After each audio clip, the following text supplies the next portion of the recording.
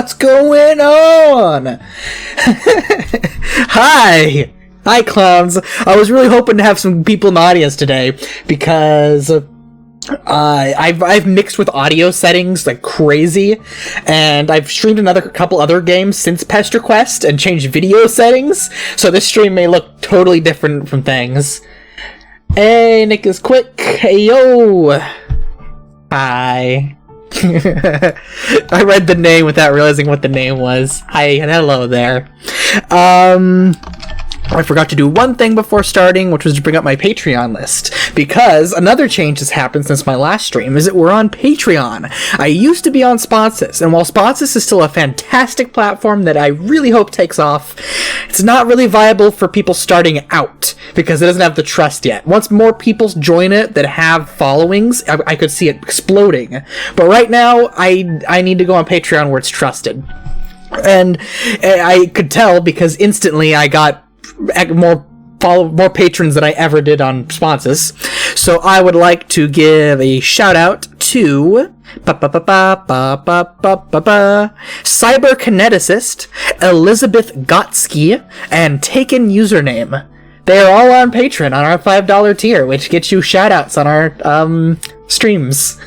There's also a cheaper tier that just gets your name on all my stuff, which right now is Suburb Online. Suburb Online is a menu in game now with my patrons.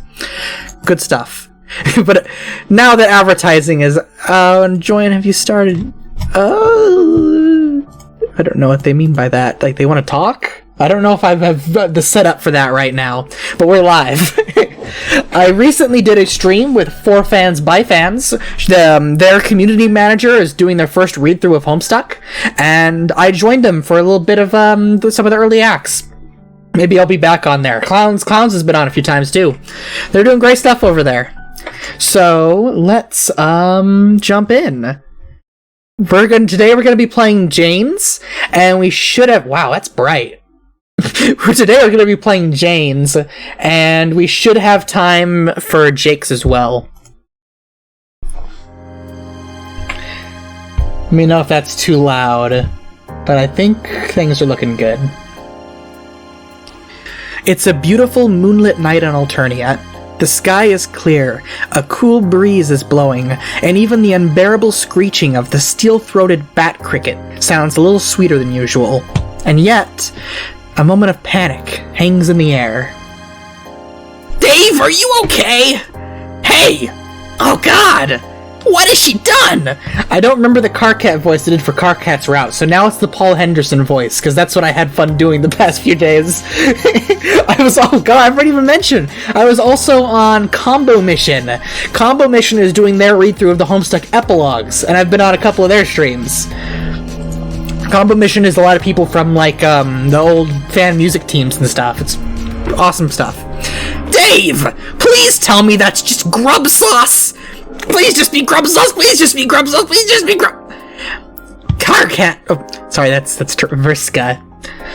Carcat, stop being so melodramatic. It wasn't even me who did it. Okay, fine, it was my fault, I admit it. But I'm sure he'll be fine.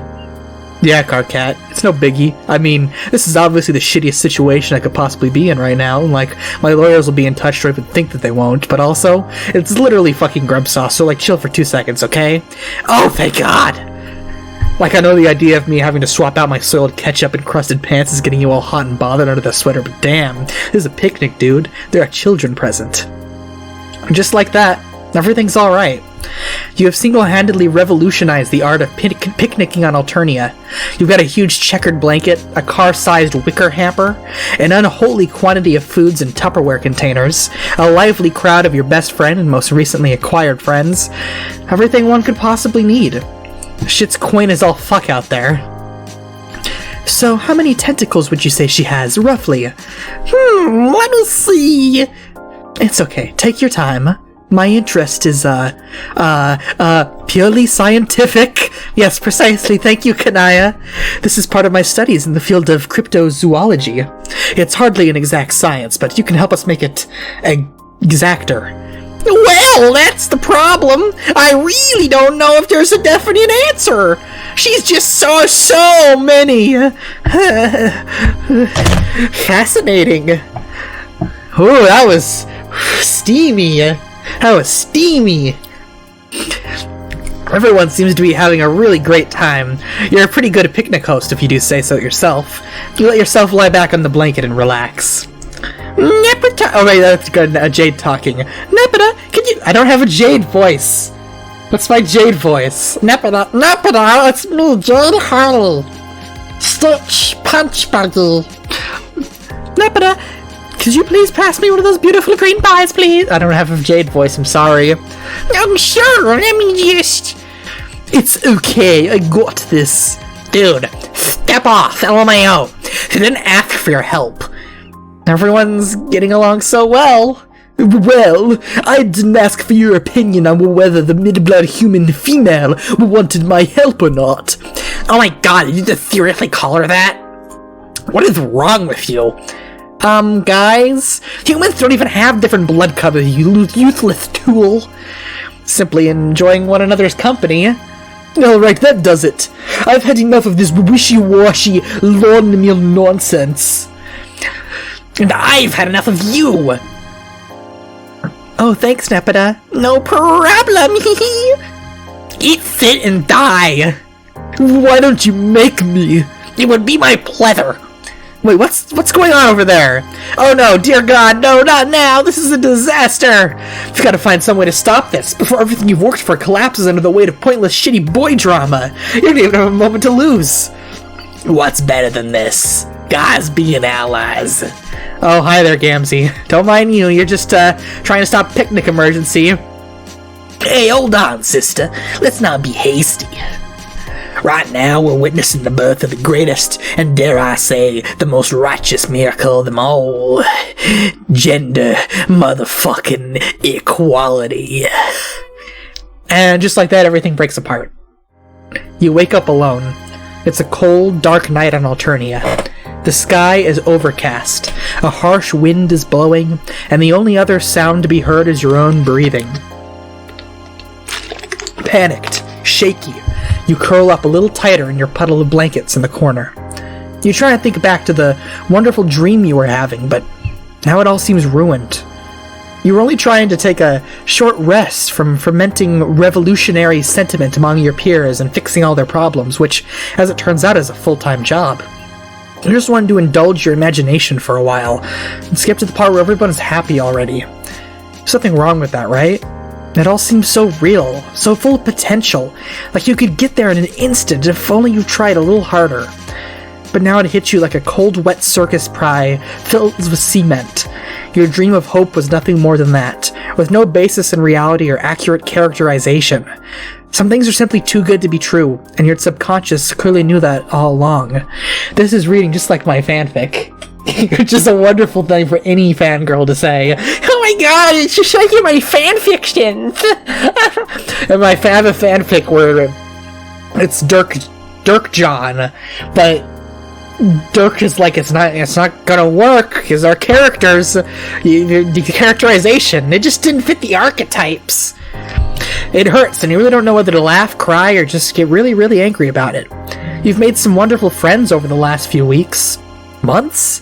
It's been such a hectic whirlwind of non-stop amicability, you're not even sure how long you've been going. You've achieved so much on your quest, you know that for a fact. But now, looking around this empty room, filled with the ghosts and memories from a lifetime ago, you can't help but feel despondent. Maybe there were some things you won't ever be able to fix. Man, this blows. For some reason, your thoughts turn to John. He was conspicuously absent from your dream. It feels like you haven't seen him in ages. You miss him. Without really thinking about it, you pick yourself up. You've had enough of this horrible planet for now. Your friends here will be alright without you for a while. You tell yourself that a few times, just to make sure you believe it. And then... zap! You materialize in a pleasantly familiar suburban neighborhood, standing in front of a pleasantly familiar house. It must be late fall by now. There are barely any leaves left on the trees, and there's a chill in the air. But your heart fills with warmth at the prospect of hanging out with your old friend John again. While your newer friends have been off been fun to spend time with in their own ways, you can't help but feel a special kind of fondness for John. It's not like you play favorites with your chums or anything, but maybe the fact that he was the first friend you met on your journey sets him apart from the others. It's nice to go back on Earth, too. You missed being able to go out in the sunshine. Your eyes wander a little, taking in the trees, the grass, the houses, before settling on the mailbox in the yard. A worrying thought occurs to you. Maybe in getting so caught up with meeting so many new people, John has forgotten all about you. Surely your friendship wouldn't have diminished so quickly, but were you really all that close to begin with? You still feel bad having thrown his birthday present in the sewer all that time ago. That was just a shitty thing to do in more ways than one. You were a really bad friend to John before you were friends with John. You suddenly overcome with the urge to make it up to him. Instead of making a new friend today, why not try being a better friend to one you already have? Taking a peek at the mailbox, there seems to be something inside. Maybe if you make absolutely sure to give it to him this time, that will start to make up for your earlier mistake. Well, we're gonna pilfer. Yeah, it's an excellent idea. John will be so happy that the mail came with no mishap, and so grateful that you, his trusted pal, were able to make it happen. Perhaps you could even pretend it's an apology gift you got him. Wow, you've gotten so good at being a friend by now, it's not even real. There's basically no way this plan can backfire. You reach a hand inside the mailbox to grab the package, and then everything goes dark. Oh! That's James Melbaum from early Act 6. That's a deep cut. That's the end of Act 6, Act 1. The time of the comic no one remembers. Jane's mailbox blows up. For some reason. Because the Condis... Or because Roxy... I don't know if I remember. But she gets saved by G-Cat, I remember that. I'm gonna reconsider. On second thought, that's a terrible idea. Like, holy shit, that's bad. You take a moment to slap yourself around the face for a few minutes just to rub it in. How could you be so stupid? The kind of depravity that leads to want to desecrate the sanctity of a friend's mailbox is what got you into this mess in the first place. Oh, huh. Looks like the mailman forgot to put the flappy wingy doodad, the bright red arm dealie on the side of the mailbox. You're quite certain this thing is supposed to be up when the mail is to be retrieved. Even an idiot can tell you that much, and you're a first-rate idiot. You carefully raise the little red flag. Immediately, out of the corner of your eye, you spy movement in an upstairs window. It must be John scoping out the mail again. Quick as a flash, you zap yourself out of sight and behind a nearby bush. A white cat is hanging out back here. Yeah, there's G-Cat. It hisses at you, but you let a wave of crackling retcon energy dance across your palms, and the kitty vanishes. It literally just straight up disappears. That's, okay, fine, whatever. It's truth universally acknowledged that cats can do whatever the hell they want, except for taking this hiding spot, that is, which you have now commandeered in the name of friendship. Oh, this is a much better plan to surprise John. I'll get fast food and disguise it as my own cooking. You can't believe you didn't think of it before. You know he loves pranks, and what better prank than to be ambushed by a dear friend? You hope you're still his best friend. Oh god, you're getting nervous again. You hear the front door open. Shoot, here he comes! Wait, that's not John. Oh goodness, no. Why, it appears to be some kind of famous detective type individual, or at least someone in a famous detective disguise. But what's more, you get the straight... Ooh, that's a jam. Is that Hive Swap music? That's gotta be new Roach music. That's like post-Hive Swap Roach sounds. Someone in the famous detective disguise, but what's more, you get the strange impression that the person's underneath the disguise isn't John either. Whoever it is, they make a beeline for the mailbox. Oh shit! Maybe you're watching another mailbox robbery in action! That would explain the need for a disguise, you guess. They reach out their hand, and all of a sudden several things race through your mind unbidden. The smell of burning, a flash of light, pain. Without thinking, you spring into action. Oof! You grab the interloper and zap inside the house. You both materialize in midair and collapse in a heap on the floor. Outside, you hear the telltale sound of an exploding mailbox, because for some reason, you know what that sounds like. So Vinny came out with a new Redvox song today called Ozymandias, and I recently watched the whole new Watchmen show, so I've been in a big Watchmen mood, and that's perfect, considering this. Phew, that was a close one. Oh lordy, that smarts. What? What on earth just happened? I gotta do a Jane voice. Your companion sits up in the middle of a daze. It looks like the disguise got knocked off in all the kerfuffle. Your hunch was right in the money. This is definitely not John Egbert. She does look oddly familiar, though. You take a look outside the window, down into the yard below. Yep, just like your ears told you, where there was once a mailbox, there is now a smoldering wooden stump, surrounded by debris. It's a sight to bring a tear to any mailman's eye, fake or otherwise. You turn back around to find the stranger standing over you, looking thoroughly disgruntled. She's pointing a large red spoon directly at your chest. It doesn't really come off as all that threatening, you have to be honest, although she could probably do at least some sort of form of injury with it. The injury likely wouldn't be all that serious, but you'd try to take it seriously anyway, just to be polite. Now, hold on just one moment, Buster. Who are you? What are you doing in my bedroom? And what in the blue blazes is going on? Come on, spit it out. Oh no, you hate being on the spot, and the first question was such a tough one too. Who are you? It's not something you have a definite answer to, even after all this time. Gosh, she does seem awfully confident with that spoon. You begin to entertain the thought that this girl might simply decide to beat you to death with it. You're finding it hard to think amid all the confusion. Didn't she say that this is her bedroom? You were dead certain this was John's house. It is John's house, even has the tire swing and everything. And this girl, who even is she? John's never mentioned having a sister or anything before, but looking around the room, it's obvious she lives here, and there's no trace of any of John's things. Did he move the house without telling you? That thought makes you impossibly sad. Well, if you won't talk, I suppose I'll have to suss the truth out myself. She looks at you very carefully for a moment, before glancing at one of the posters on the wall. It's a black and white picture of what looks like a daring group of detectives. They're drawn in a fairly minimal style, with round, ovoid heads. Immediately, her face lights up in recognition.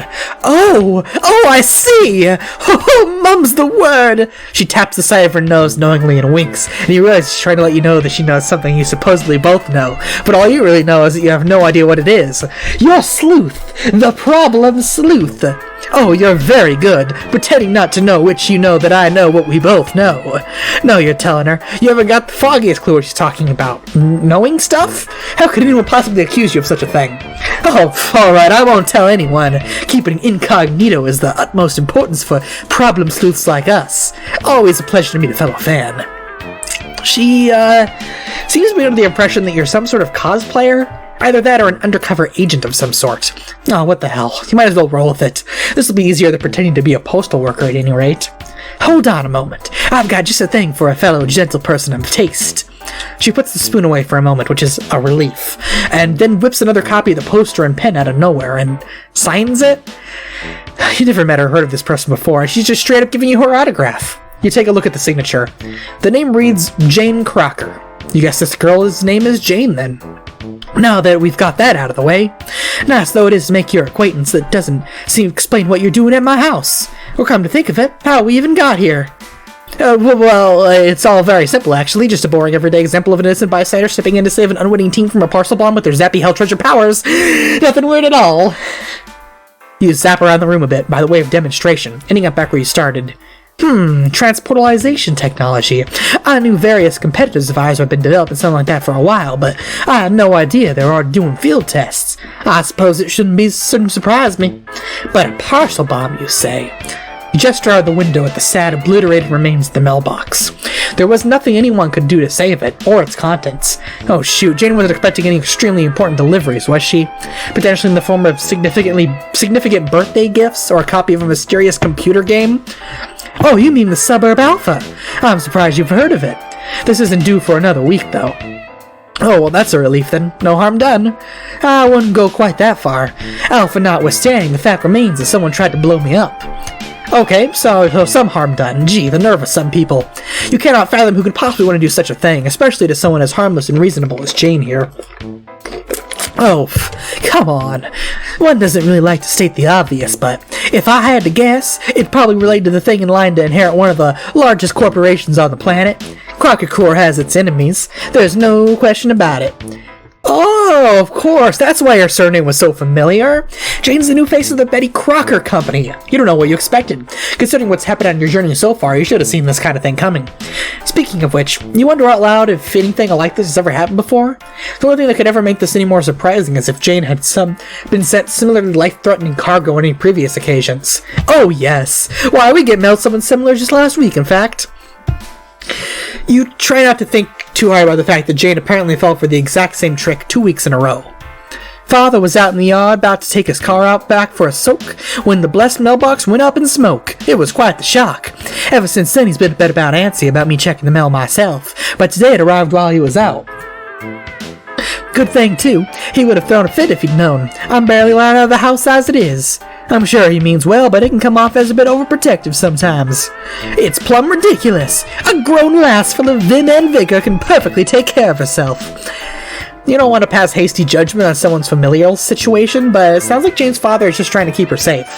It can't be easy constantly deflecting death threats away from someone determined to walk right into them.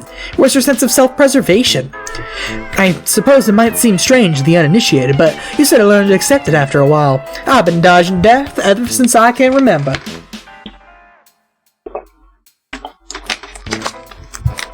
People seem really determined to do me in. I simply can't explain it. Jesus, wow, that must have been pretty rough going. God, that sounds awful, actually. Being the imminent ruler of an empire must come with a fair number of people who want you gone. Thinking back to your encounter with Thefri, suppose that you were recently part of such an attempt yourself, in a matter of speaking. Are they trying to do like a big name fan thing for Jane, that she gets like hate spams in her DMs? You decline to mention this to Jane, and being reminded of your time on Alternia causes you to lapse into an uncomfortable silence. Jane looks around a little awkwardly before breaking it. So, not that I'm ungrateful for the fact that you appear to have rescued me from certain peril, but... Oh, right, of course, you're intruding in a complete stranger's home. You'd have almost forgotten that this is the first time you and Jane never met. Your heart sinks as you consider that between the vastness of the universe and the termination of those attempting to murder her, this might be the last time you ever meet her as well. Oh, there's Pop-Up! Jane offers to show you out. On the way downstairs, you politely ask her how it's been since her family moved there.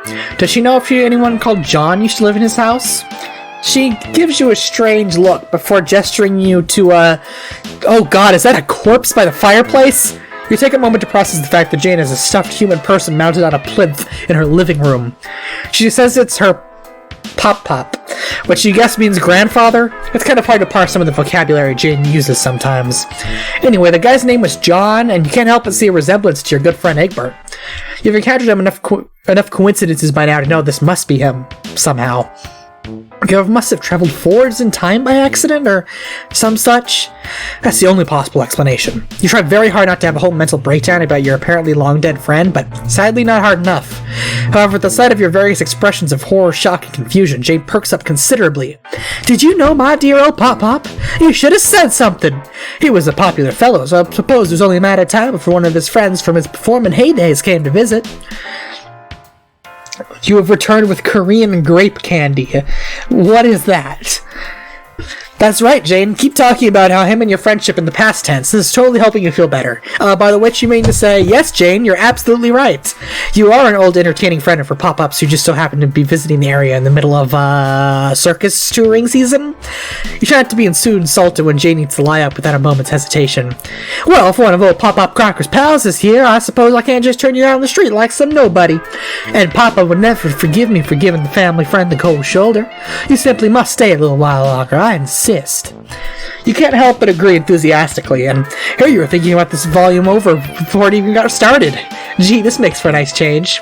You've grown accustomed to putting in a lot of hard work to score some hangout time with various people on your journey. My foot fell asleep. But all it took to convince Jane was a pre-established connection with her apparently very wealthy relatives. It just goes to show you stuff. I'm afraid I haven't fulfilled my duties as a host very well so far, but I'm determined to change that starting now. But, What to do? You've been playing the game of friendship long enough to sense an important decision approaching. You take a quick inventory of Jane's important character details. You mean interests and personality traits. She seems to have a passion for the lost art of sleuthing and famous detective of years past. Her imminent inheritance of a baking conglomerate and expert spoon-wielding likely indicate that she knows her way around a cake or two as well. Why don't the two of you... Oh, we gotta solve a mystery. It's been bothering you for a while, but for someone who claims to follow in the footsteps of the very gutsiest of gumshoes, James seems undermotivated to find out who's been trying to murder her after all these years. Perhaps you should use the means at your disposal to finally put the mystery at rest once and for all. He suggested to Jane that maybe you should try to ascertain who the parcel was sent by. By whom the parcel was sent. What? Grammar, silly. It's very important. Oh, of course. You suppose you agree with that? After all, this is a text-based medium, and shoddy craftsmanship can only ever obscure information. Proper adherence to linguistic conventions is of utmost importance, ensuring the conveyance of salient details in a timely and comprehensible manner. But damn it, Jane, now is not the time! You've got a case to solve! Oh, yes, alright, but what exactly are you proposing that we do? There's very little evidence we can feasibly collect.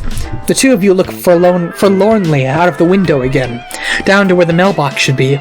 Jane is right. That avenue of investigation went up in smoke a few minutes ago. The investigation has barely gone started, and the trail has already gotten cold in a blazing ball of fire. I'd suggest asking at the mail office or similar, but I don't suppose they know anything detailed about the package origins. It's not like the regular mail workers have access to that kind of information. To make matters worse, the mail is one of the few public services Crocker Corp doesn't partially own, so I wouldn't be able to pull any strings. I don't suppose there was anyone watching at the time the bomb was placed either. You have to admit, the possibility seems somewhat remote, but that gives you an idea. If there aren't any witnesses at hand, why not make some yourselves? What, bribe someone to falsify testimony or similar? That's certainly a novel way of going about it. Jane seems to be giving it a bit more thought than you would have expected, but in any case, that wasn't at all what you meant. You tried to explain to Jane that far from merely being able to transportalize between two physical locations, you also possess the ability to time travelificate to any point in the past or future. Not to be rude or anything, considering you just saved my life, but that does sound a little more far-fetched. Jane seems pretty skeptical about this, but you honestly can't be bothered to work through all of her personal misgivings about belief in the feasibility of time travel right now. You've been going through this with more than a dozen people already. You decide to take a more proactive approach. Seeing is believing, after all. You grab her wrist and zap back in time. Jane, meet past Jane. Jane, meet future Jane. You trust this will suffice as evidence. I don't, Alright, moving on. You appear fine next to the bush that you hid behind earlier, and take refuge in it again. A conveniently abandoned wristwatch on the ground nearby indicates that you have traveled an hour. It's just a wristwatch on the ground somewhere. No sign of the white cat yet. Sorry about that. I need a mute button. The mailbox is there in all its beautiful, unexploded majesty, but stands empty as of right now. This is perfect. All you have to do now is wait for the truth to come to you. See, Jane? Isn't this exciting? Jane? 911, what's your emergency? Please note that misplaced apostrophes on shop signs do not constitute emergency. Oh my god, we got Roxy! Yes! Early Roxy! I also love that it's switched to bothering now instead of pestering, because we're on Betty Bother. Lalonde, help! I'm stuck in the past! LMAO, yeah? Well, what did it tip you off? Was it the fact that nobody else talks like this in the 1920s? What? No, I mean this entirely literally. I am quite literally stuck in the past in a temporal sense. Oh my god. Wait, really? Who told you that? Was it I bet it was just Yoink and my thunder Strider! No! You're not listening to me. I've been transported back in time by a mysterious entity who recently saved my life from yet another ridiculous assassination attempt. Okay. Damn, false alarm, Ig. Wait, GCAT can time travel now? No, this was an entirely different, mysterious entity. They don't seem related to the God Cat as far as I can tell. They rescued me from a possum bomb in the mailbox a short while ago and have since taken it upon themselves to help me find out who was responsible. They're remarkably enthusiastic about the issue, almost as if it were a civic duty somehow. So a number of mysterious abilities, intimate knowledge of mail safety, and a compulsion to aid random citizens. Are you sure this person isn't just your mailman, Janie? I mean, who knows what kind of magic those little guys can pull off? I'm fairly certain they have absolutely nothing to do with the profession of mail delivery in any practical sense. Anyway, the point is, we're now an hour in the past from our perspective, waiting for the perpetrator to place a bomb that's not a few minutes ago threatened to blow me to kingdom come. It's all a bit much to take in. Well, shucks buster. Shucks... I lost it. Shucks buster indeed. While Jane has busied herself with something on the phone, you've been keeping a lookout for anything suspicious. So far, nothing has happened, but now, just out of sight, you can hear the telltale sound of a vehicle approaching. You quickly, gently elbow Jane in the ribs to get her attention, and the two of you peek your heads tentatively out of the bush. You watch as the unassuming van pulls up outside of the house. You keep watching as an unremarkable person gets out and carries a small pile of mail over to the mailbox, totally unsuspiciously. From this distance, you can't really make anything out about them at all. This isn't nearly as helpful or informative as you had hoped. Now this is no good. We can't see anything from all the way over here. I think we might have to resort to one of the more advanced tactics in every detective's arsenal.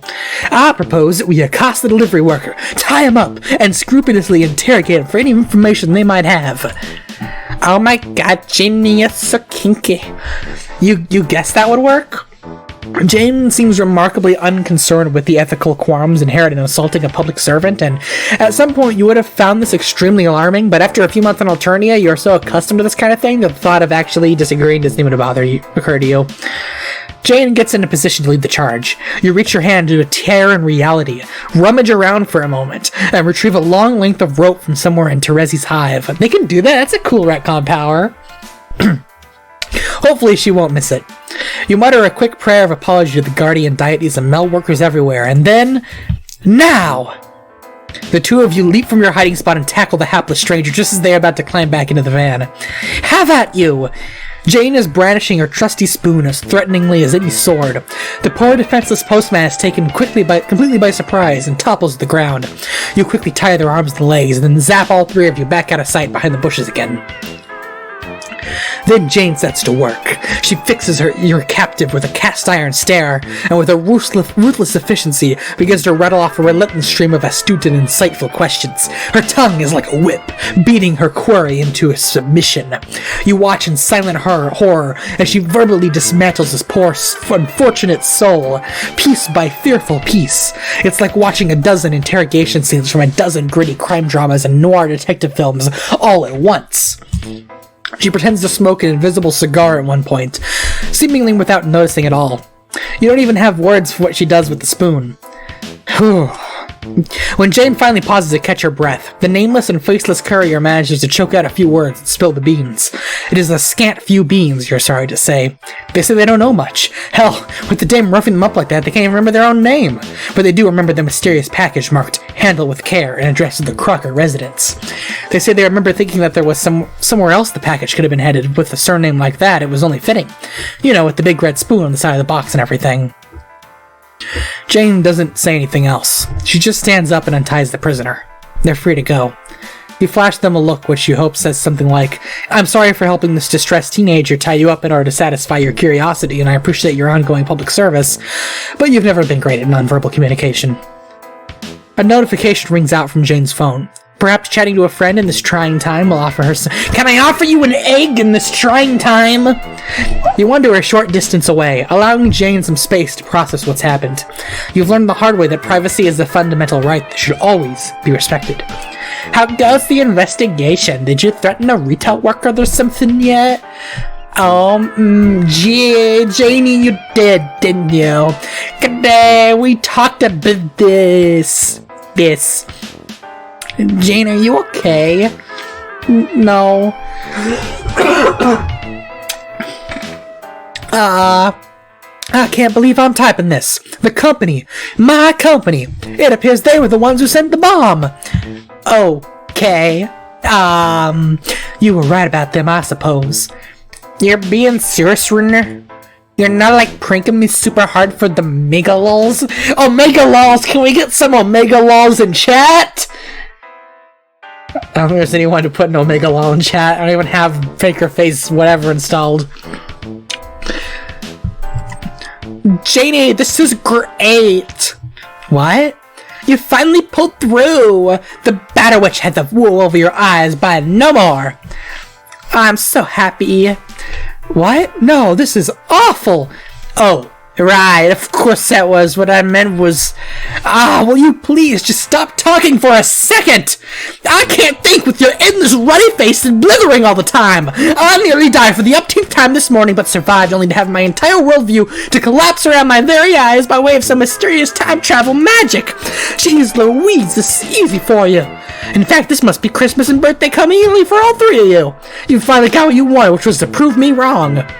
Your insane collective conspiracy about my entire life being part of an evil plot looks like it might just hold water after all. Congratulations.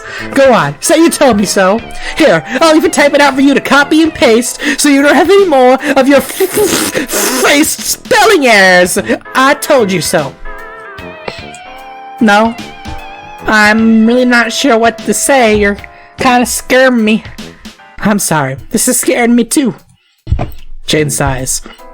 You guess the conversation must be taking a turn for the heavy, but you can't say for sure. You're feeling good about your decision not to pry into this. This is a good bridge between Act 6 Jane and Epilogue Jane. It would truly be some kind of fucked up to intrude at such a vulnerable moment when people are rarely seen at their best. It feels as though I'm in the middle of an ocean. Scratch that. It feels like my whole world is an ocean. Your eyes are an ocean. Your breasts are also an ocean. Something so immense, so dark, so vast, and so air that I can't even begin to imagine what might be beneath the surface. Everything I've ever known, everything I've ever been, is sinking into it and vanishing without nary a trace. And my only solace is to jump up for my own volition before I'm pulled under by force. And what? Was someone gonna catch me and help me stay afloat? The only float my best friend in the whole world isn't familiar with is flipping cocktails! Oh my god. Jane, I know you're like being kind of mean and exasperated right now, but it means a lot to hear that you're my best friend. At least you hurt. Grrr. Oh, roll loud, please! I'm only trying to express the depths of my existential confusion over here. The ocean, Lalonde. The abysmal, infinite ocean. Can you even believe what that's like? Pfft, on second thought, never mind. This whole analogy is contrived and nonsensical and couldn't possibly have any emotional relevance to anyone. Another sigh. God, I'm sorry. I'm not handling this well at all. I mean, to be honest,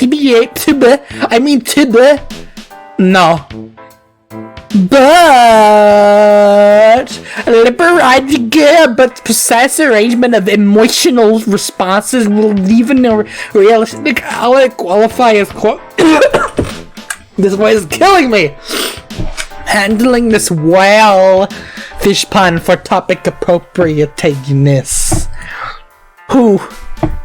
Like, I had like this whole plan for how I'd get you to accept the truth, and it would've worked, cause let's be real, I'm a fucking fucking, but also, I'm pretty sure that it would've involved blowing up a whole bunch more shit, or at least mega escapades. How about shenanigans? Oh, you know it! Shenanigans out the ass. And the point is, I knew that it will be hard. Maybe I'm very sorry for this stream. I don't know why I'm coughing. Maybe hazardous to our relationship or your physical health, but I knew you were both worth it. And also, for what it's worth, I don't give a effing fuck about dunking on your ass. None of us do.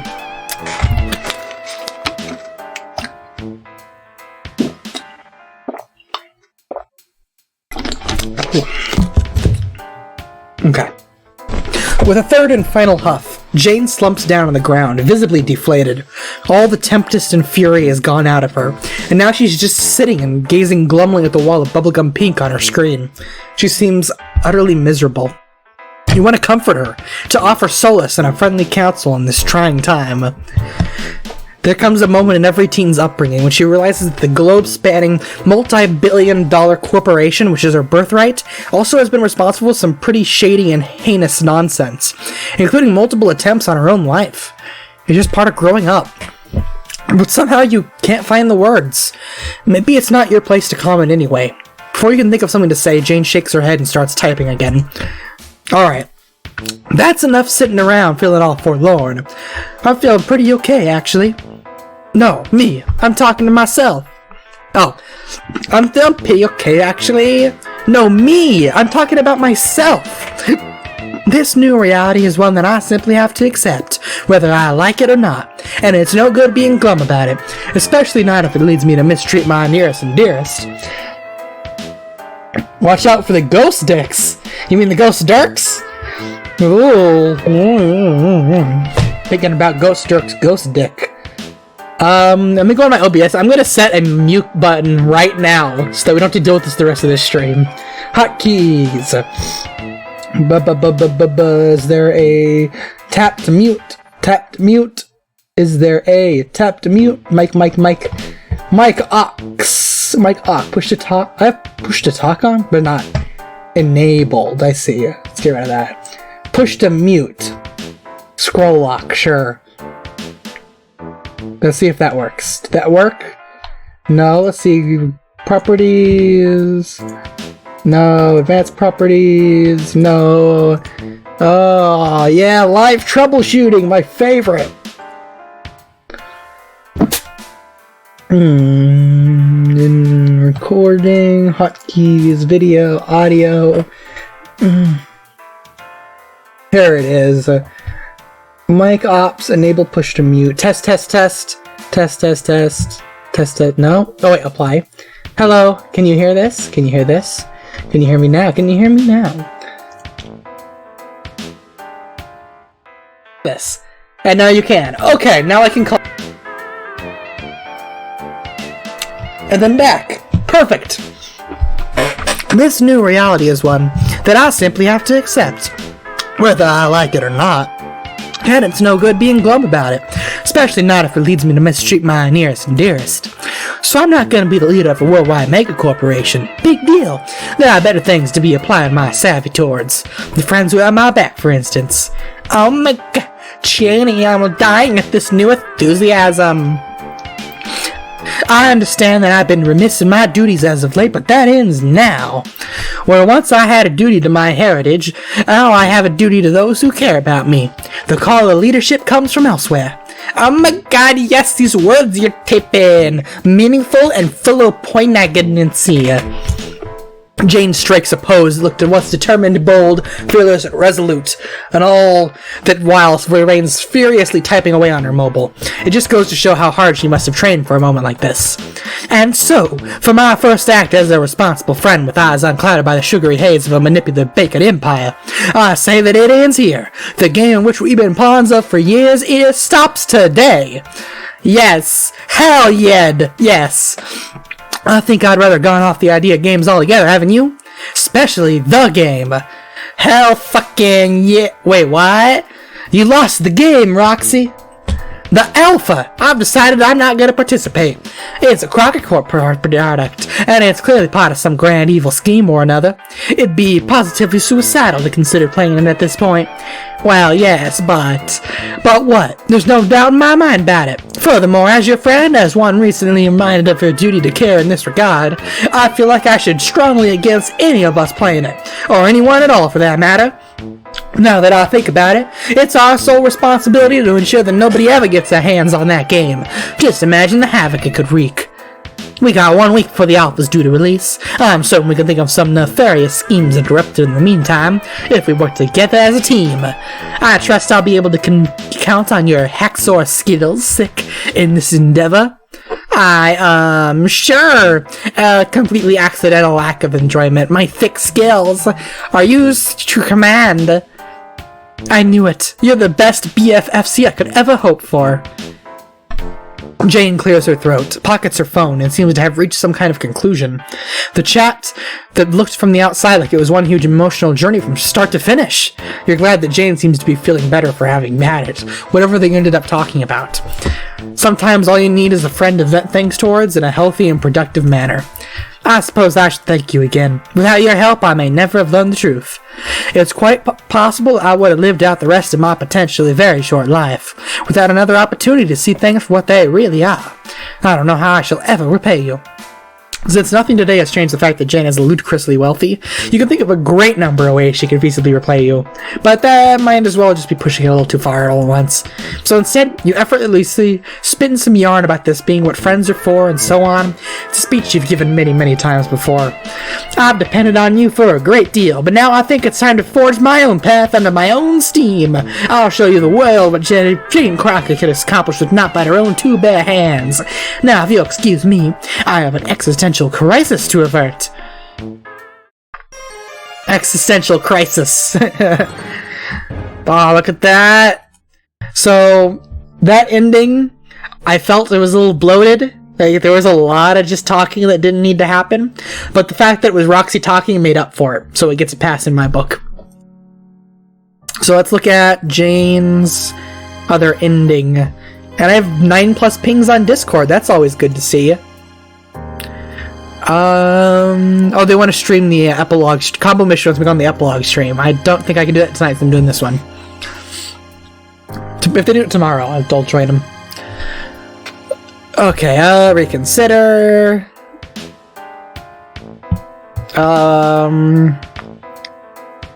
Okay, now we're gonna practice some self-care. You know what? All this heavy stuff has recently been getting to you recently. Christ, you left Alternia to get away from this hell murdering nonsense. But if anything, it feels stressful back here on Earth. The adrenaline rush from the impromptu rescue is beginning to wear off, and your legs start to go all wobbly. You slump down against a wall, exhausted. Man, this really took a lot out of you. Oh, gracious, are you alright? Yeah, you just need a minute. Oh god, this is just so weird and embarrassing. How come it's only once you're out of the bad situation that you stop being able to cope with it? You try to pull yourself together, but then your stomach growls like an aggressive, hungry cat. Come to think of it, you haven't eaten anything, and you haven't eaten anything in you. That sounds kind of gross. Oh no, you haven't eaten anything in you don't know how long. Jane gives you a sympathetic, almost grandmotherly look. It sounds like someone's hungry. You know, I was planning on baking something after taking care of the mail, though I guess that took care of itself in the end. So, since Plan A seems to have gone up in a pillar of smoke, let's move swiftly to Plan B. Fancy helping me whip a cake into submission? Kinky. We can call it a thank you for saving my bacon back there. Gosh, that sounds like a wonderful idea. You feel like you could eat a horse. Or even better, a horse made out of cake. You can't remember the last time you had cake, in fact. Oh, well, now if that isn't just about the saddest thing I ever heard. Oh, look at that sprite. Jane sets you up with an apron and starts pulling ingredients and utensils out of various cupboards and drawers. Seeing the various colorful bags and boxes all lined up in the kitchen counter fills you with excitement. The idea of collaborating with Jane to make something delicious gets your heart racing. Surely there could be no better path to friendship than this. Once she seems sure that she's got everything you need, Jane fiddles with the oven for a few seconds. Just need to set the oven to preheat. Okay, there we go. Now let's get cracking, shall we? You look around expectantly, hoping to see a recipe book or similar amid the collection of baking equipment. Oh no, we don't need one. My Junior Battermaster's Bullbuster Stirring Solution 50,000 will do the trick just fine. A passionate burning fire seems to ignite in Jane's eyes as she brandishes her trusty red spoon. With a well-practiced motion, she adjusts a series of buttons and dials on the side. And a vaguely feminine robot voice begins to speak out of it. Triple chocolate layer cake, medium rare, begin resume. Jane nods to herself and presses another button. The voice begins listing off a series of ingredients and measurements. You guess the spoon must have a lot of tricks up its sleeve than you originally gave it credit for. Technology really is amazing. You begin to reach for the bag of flour, but with lightning speed, Jane leans over and grabs it herself. She doesn't even seem to notice that she had to batter your hand out of the way. Oh, well, that's alright. Jane seems to know what she's doing, and you'd hate for her to spoil the fun. In the blink of an eye, she has the flour measured out and reaches for the butter. Appraise solidified bovine extract. You will comply. Jane continues her work in a thorough and efficient manner as the spoon continues reading out instructions in a calm, steady voice. It's somewhat smoothing, even if the choice of vocabulary is a bit strange. It certainly seems to be relaxing Jane. Geez, we're getting hypno in this too? This is a kinky volume. Is this a V? Or one of the Anonymous writers? Her voice was a picture of intense concentration, but now her eyes appear dim and distant. She could almost be asleep. You're just coming to terms with the idea that baking with Jane is a spectator sport rather than a team game when sudden noise snaps her out of her trance. Oh! Her hand goes to her apron pocket. She fishes out her phone. Something on the screen makes her face light up with gentle excitement. You think you catch the sight of something green, but she doesn't give you a good look at it. I have to, take care of this. Who? Whatever it is seems to have got Jane into a bit of a tizzy all of a sudden. She thrusts the spoon in your direction. Here, just follow the instructions. You can't go wrong. This is all happening so fast. Being entrusted with Jane's precious spoon and so early in your friendship. This must be a very great honor. She obviously believes in you a great deal. You try to assure Jane that you won't let her down, but she's already too engrossed in her phone to acknowledge it. You sigh to her yourself knowingly. For all her antiquated phraseology and old-timey aesthetic, Jane is still a teen at heart. Add ingredients to vessel. Commence liquidification. Obey. Commencing warm liquid goo phase. Oh shit, you were so caught up being judgmental of a young person that you completely lost track of what you were doing, which was, dissolve desiccated cocoa in boiling water. Submit to your labor. Hey, hang on a minute. You just barely managed to remember what the previous instruction was before the spoon rolled to the next step already. Oh god, with the, other ingredients you need to add? You tried to guess, but there were too many things on the counter, and you even know what half of them are. You stare at glance at Jane, hoping against hope that she's noticed your plight, but she's far too distracted to help you right now. You'll have to work it out by yourself. She's counting on you. Think, damn it, think! Fold cocoa paste into mixture. Make haste. The end is nigh. Or more Watchmen. Eggs. Don't even do it. Another Watchmen thing. I didn't even realize that Dave makes the Pagliacci joke, which I don't think I even caught the first read through. He calls Gamzee Pagliacci. Eggs! You don't remember doing anything with eggs, but the spoon definitely called for some a while ago. In a blind panic, you grab one and toss it into the bowl. Only after you stir into the mixture do you think it's probably generally best to remove the shell first. Pour cream into a small saucepan and heat over a low flame for a few minutes, ensuring it does not boil or simmer. Once the cream is hot, remove the saucepan from the heat. Cease reproduction. The calm robot voice isn't soothing to you, not anymore. Its dulcet tones have become your tormentor. It wouldn't be so bad if it would slow down for a moment. Is there a speed setting on this spoon? If you just had some more time to think, are you sure you'd like to start over? Wrong button! Can't go back, not now! You cancel the prompt and grit your teeth in a grim determination. You can fix this. You have to fix this. It's like Jane said all those minutes ago when she set you on this quest. You can't go wrong. It's at this moment that your eyes land on the bag of sugar. The noticeably unopened bag of sugar. It's just sitting there, smirking with a look of unbearable smugness at the colorful lettering on its face. Who? Me? What could you possibly need me in a cake for? You tear the bag open and dump the entire contents of the mixing bowl with an ice-cold fury. Then you toss its gutted, lifeless husk into the garbage where it belongs. Revenge has never been sweeter.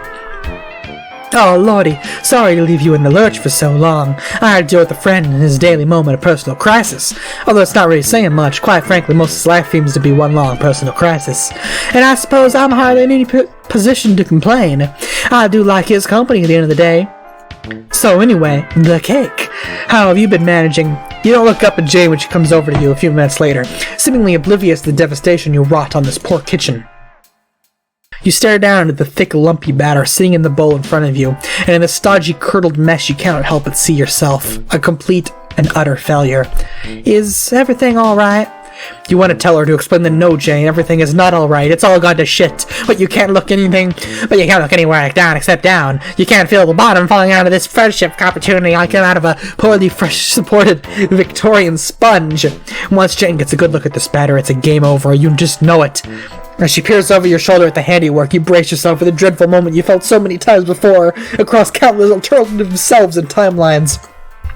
You watch for the telltale signs of a person deciding that, whatever pathetic and somehow yet unspecified creature you are, they don't want you in your dear life. But strangely enough, the moment never comes. Instead, Jane puts a hand lightly on your shoulder and gives you a gentle smile full of teeth. There. No need to pull a face like that. So yes, this ended up being a little bit of a misadventure, but it's not the end of the world. But, Jane was counting on you when you let her down. You had something that needed to be fixed and you couldn't manage it. As on so many other occasions during your journey, you only felt maybe made things worse. You try to convince Jane of your guilt in this matter, but she simply shakes her head. Oh, for sure. You did nothing of the sort. You tried to make best out of a bad, confusing ordeal, and nobody can blame you for that. Even if your best is, admittedly, a little suboptimal. But sometimes when things go wrong, it's not a simple case of being able to fix it by soldering on blindly in the face of adversity. Sometimes the only way to set things right is to cut your losses and start over from the beginning. And that's not really the same as giving up. Unless you're talking about the scratch. You try with all your might to swallow this good advice Jane is serving you, but the look on your face must not be all that convincing. Jane sighs. Look, I'm sorry for abandoning you in an unfamiliar situation. It wasn't very responsible, or leaderly, and it's certainly not becoming of unbecoming! This is unbecoming! There, it's a Discord meme. Corporate or otherwise. You suppose that's true. You guess you can accept that this mess was a group effort. Even in failure, it's important to acknowledge the power of teamwork. All the same, you hand Jane's rosy red spoon back to her. You are not worthy of its solemn mantle. Besides, some of the stuff the robot said was beginning to seriously freak you out. Honestly, it meant a lot to me that you were willing to indulge my little hobby for a while. It may be a career path that I've been following my entire life, but you'd be surprised how little I get to talk about anyone I'm close to. Anyway, what's the point of what we're getting at? You something to eat? As thanks for saving my life. Oh yeah, you guess you did do that. Good job, you. Your chest puffs up instinctively, a little with pride, but the motion causes your still empty stomach to make its presence felt again with a loud gurgle. Speaking of which, we still need to take care of that. Letting a friend go hungry is completely unacceptable. So, how does giving it another try sound? Here's an idea. You pick the recipe, I'll take care of the rest. I promise I won't get distracted this time, alright? Yeah, that sounds nice. Especially the part where Jane called you a friend. That was the nicest part of it all. Cutting our losses. Wow, so they give Jane the double good ending.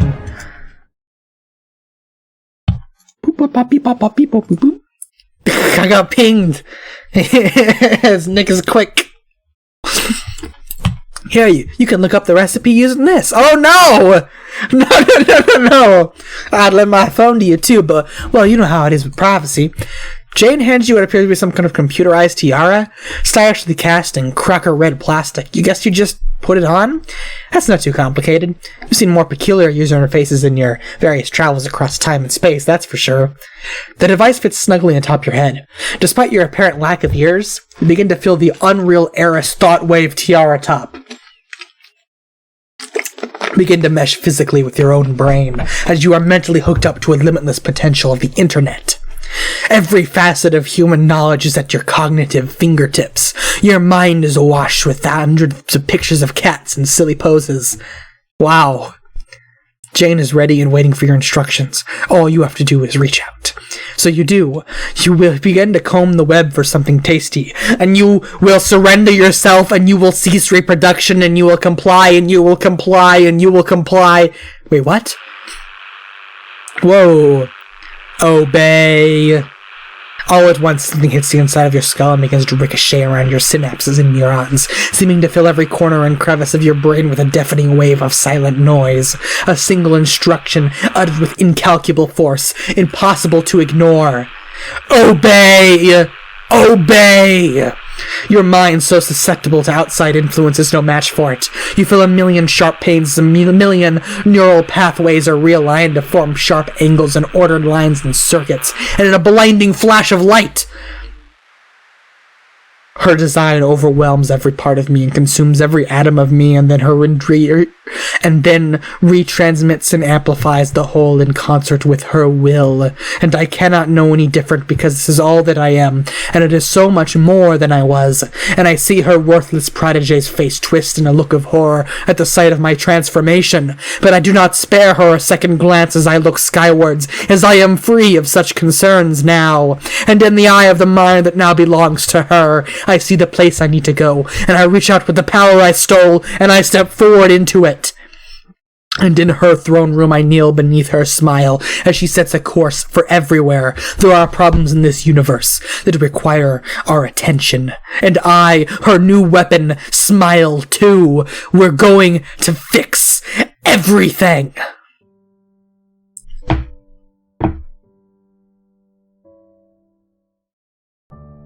Alright, that was Jane's route. That was interesting. And I'm gonna do a BRB while I use the restroom and tweet out that we're gonna be starting Jake's route, because I do have time. I have till 8 o'clock, so I have another hour, which is perfect. Yeah, that was crazy. It looks like there's an alternate timeline of MSPA reader now that the KNICKERS has access to. If she's still trying to take down Lord English, that's a big deal. And part of getting everyone to do what they want is getting KNICKERS too. She's a character. I'm gonna mute my mic so you don't hear me rummaging around, and I'll be right back.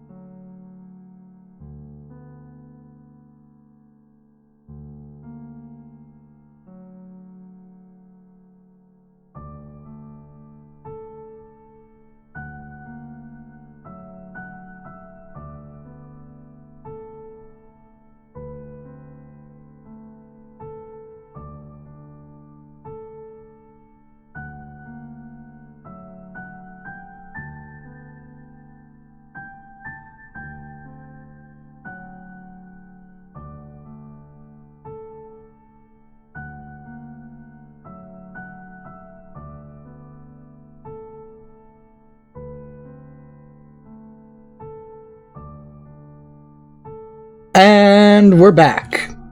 Okay. So let's see if I can get through this without my voice dying. Although I think Jake's is a little easier for me than Jane's, so it should be alright. I can definitely see why these were released as single volumes, though, because these are a lot longer than the Trolls. All you wanted to do was make a new friend, and now you're running like hell from a giant white creature with 2 heads, each sporting a single garish eye. Kind of like a Cyclops, except with 2 of the one-eyed faces, so it's, I guess, a duoclops? Whatever it is, it's angry as hell and chasing you through a tangled jungle. You leap over a stand of ferns and duck under one of those big woody vine jungles that we'll always have. After befriending Jane, you asked her for the names of some of her friends. Not too many details. You made that mistake with Solix. Just a little tantalizing friendship amuse-bouche to get you started. Specifically, you were interested in the friend that needed her help daily. Now that sounded like some fertile ground for a relationship. You kind of regret bringing it up, though, because Jane got very flustered when telling you about Jake. It's clear that her relationship with this guy is a topic of some emotional turmoil. Well, who better to help sort it out than you, everyone's friend? But instead of friendship, you've been greeted by a number of ferocious white monsters. Your garbled brain offers up that you probably pissed off this kid Lucis. Except this is Earth, and between different planets, different universes, and the mess of timelines in your memory, you're having a hard time figuring out. You trip over a big tree root and land smack on your face in the dirt. You choke on decaying plant matter, clawing at your throat, and roll over onto your back just in time to see the duoclops about to bring down one huge foot right into your vulnerable body. And I believe in Homestuck it's called the Bicyclops. Are you allowed to start over if you haven't even made a branching choice yet? You cover your eyes. Ooh. Nothing happens. After a moment of Olympic-level breath-catching, you venture a peek. The duo Cyclops is in pieces on the ground. 2 pieces. You hope the thematic resonance offer it some comfortable dirt, the brutal end. You scramble to your feet. Your future new friend Jake must have intervened to save you. You look around for him, but there's another swoosh noise and a glint of metal, and something inhuman appears in front of the duoclop's body. Oh, yes! Heck yeah! It's a robot. Kind of a cartoony one with shiny metal joints and big red anime sunglasses. It even has a perfectly gelled metal hairstyle. Honestly, it looks pretty goofy, but it's also holding a katana and staring right at you. Do you think you saw something similar broken all over the floor of Equius's room? It must be a battle robot. You don't have the strength of your punchiest friend. Challenge the robot. With a yell, you charge forward, waving your arms intimidably. Yeah, it's a robot. It's not scared. The robot it does something. Waits for your approach, then strikes out in one swift motion, too fast to see. You crumple to the ground, your world exploding in pain. You huddle into a ball, waiting for the robot to finish you off. But it's not interested. It zooms away, leaving you in your agonies. In the burst of lucidity available to you, you discern that it has kicked you in the chest, breaking several of your ribs. No problem, that's totally survival injury. You'll be fine, ready to get your friendship Katamari rolling again in no time. You're just gonna lie here for a bit first, just to gather your strength. Just gonna lie here, 200 to run, surrounded by ferocious beasts, and leaking delicious aromatic blood, just for a minute or 2. Monster bait. Game. What is this little guy?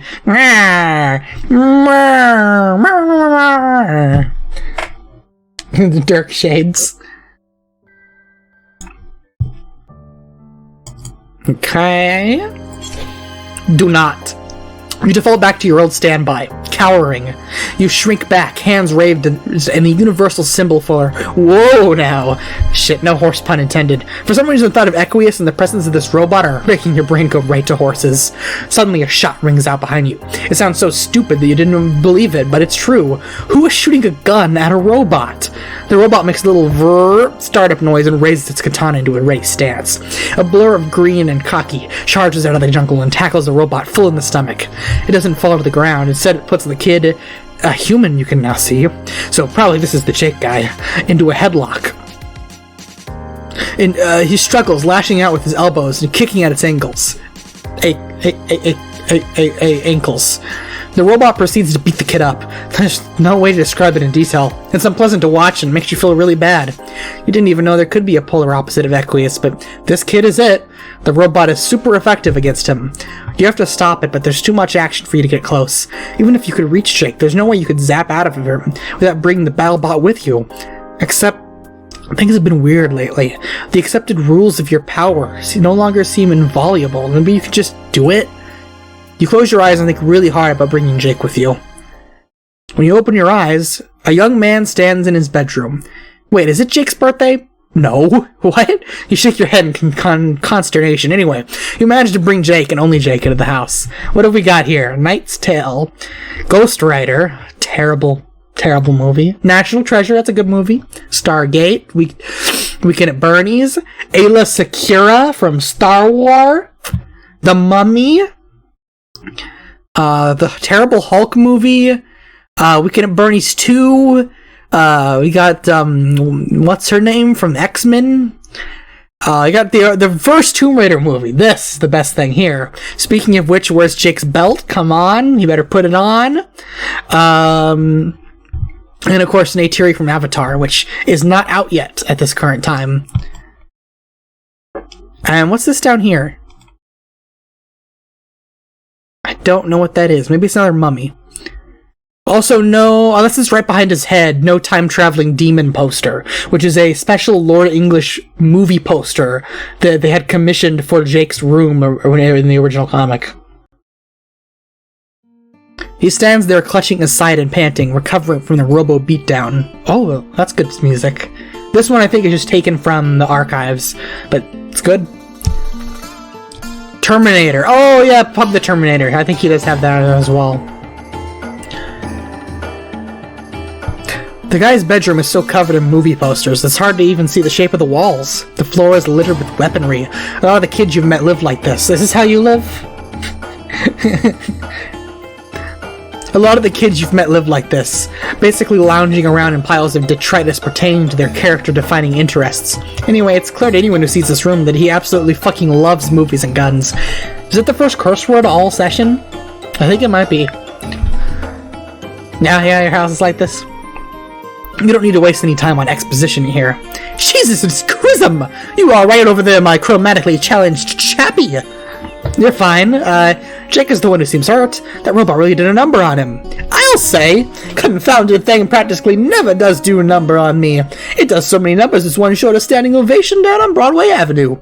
I'm just glad I could be there to help. You know, life is always such a smith easier than your bros helping out hand from the place on your behind. With a friend behind you, is what I mean to say. Oh, sure. Jake doesn't really seem fazed by any of this. Not the alien monsters on his island, not your presence, not his ungainly defeat at the hands of the anime robot, not even by him teleporting you around. Well, sure, my good buddy Jane told me you'd drop by. It's falling into a Jane voice again. Gee willikers! Holy Toledo, Batman! And honestly, I've been chomping at the proverbial bit to meet you, old fellow, me lad. I'm sure Janie shows you a good time as she is a stand-up host and a double-notch friendo. An absolute wonder wench, and no doubt about it. But gosh, I've been looking so gung-ho to show a brand new personage around the old digs. Get it? I live in a ruined temple, so it's literally digs. Nudges you with a meaningful elbow and gives you a hearty raising of the brows. Oh wait. Nudges you meaningly and wild bone gives you a hearty raising of the brows. It's pretty hot, not gonna lie. Did he just say that out loud? He did. Well, here you are, ready to be shown around the ruined temple. Where to first? Well, let's not actually go down there. You know, I'm no mean stranger to danger, but there's nothing like a man's familiar four walls to give him a feeling of peace and quietude. Well, we'd better hurry up for a bit. Just a tactical withdrawals, whilst my robo buddy and the usual monster menagerie are out and about. Right, the monsters. You can't help but notice this is the same island where Jade lived, but instead of one big white creature custodian like Beck, Chick has lots. Trying to be culturally sensitive, you tell him it must have been nice to have such a big family. Jake looks perplexed. I reckon it must be nice. I can't say I've ever had one, though. If family's what you're looking for, we couldn't have picked a worse place to mount your search. There's about as familiar spirit in my locale as cows in a cornfield. Which is to say, there's simply none to be seen. Ah, shit, you misinterpreted things. So Jake really just lives out here alone? That must be hard. Should I do like a Saxton Hell instead? Oh, good show! Well, say, as another of my friends, I would tell you there's nothing worse than being a teen stranded out in the middle of my Pacific Ocean. Saxton Hell! My grandma used to live here with me, but she died long ago. You think of your friend John, or rather his corpse, standing ceremoniously in Jane's living room. Same house, similar kids, same island, mysteriously dead grandma. It's not hard to put two and two together and come up with your dead friend Jade. It's a gut punch, even though the inexorable passage of time means that of course you could zap to the future and visit time periods where all your friends are dead if you wanted. I guess that's kind of what you did to your old friends by skipping forward so many years in Alternia. Haha, wow, you're kind of starting to hyper-overventilate all about this. You focus hard on Jake, trying to pull yourself together. Luckily, he doesn't seem to have noticed anything is wrong with you. Jake seems like the kind of person who doesn't have room in his head to talk and notice other people at the same time. Video, huh? Suspicious. But I try to complain. After all, things could be worse. I have all the cans a boy could ever want to cookalize. I'll get to romp in the pumpkin patch to my heart's delight. Plus, this island is the perfect setting for one of the coolest things in the world.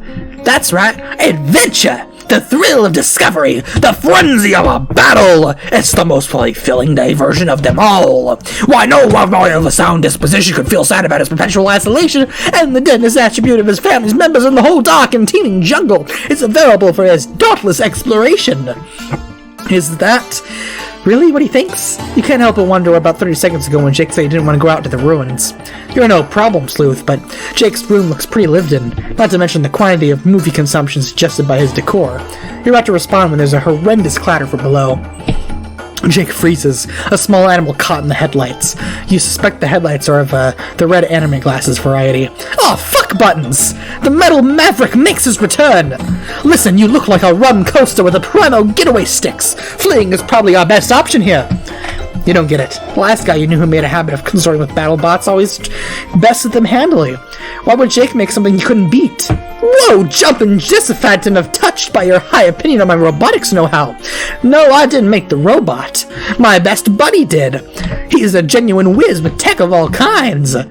I get to book his butt later. And a real thoughtful guy, even though sometimes I wish he would apply some of the big brain bucks to help me out just a touch more. He couldn't be himself here because of the physical limitations of time and space, so he sent the robot to train me. It's really nice if you think about it. I mean, at first I thought it was somewhat overbearing and unnecessary, but after Dirk explained it to... Oh, they said a character's name for... Oh, they did for Jake too.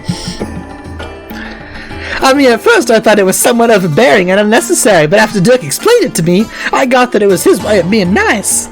Oh, the best friend sounds, not everyone is as lucky as me to have 3 stalwart compadres to brighten their day when they live alone on a murder island. When you think about it, I'm just about the luckiest gent who ever stranded the Pacific with a parcel of ferocious monsters and a killer robot.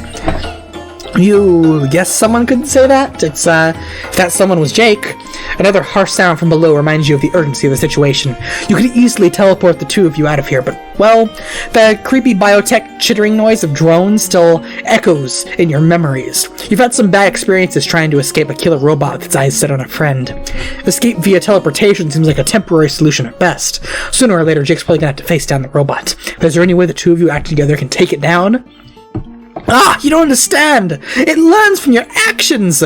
Anytime I've been even started to get the jump on that dead-boned chrome-ass sucker... Ass sucker? What's an ass? Oh no, an ass sucker! It just turned around and given itself a throwful school feeding on the topic of kicking my sweet Bippy! Bippy! Bippy? Okay, sure, Bippy.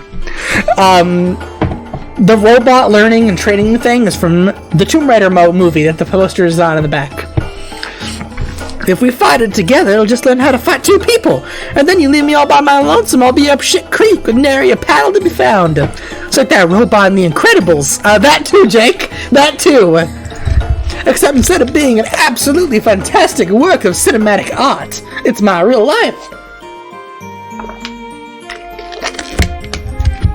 Cheesem creasem. Jake's friend is among the worst gift givers you've ever seen. There's just one thing we can do if a hasty retreat isn't what tickles your biscuit.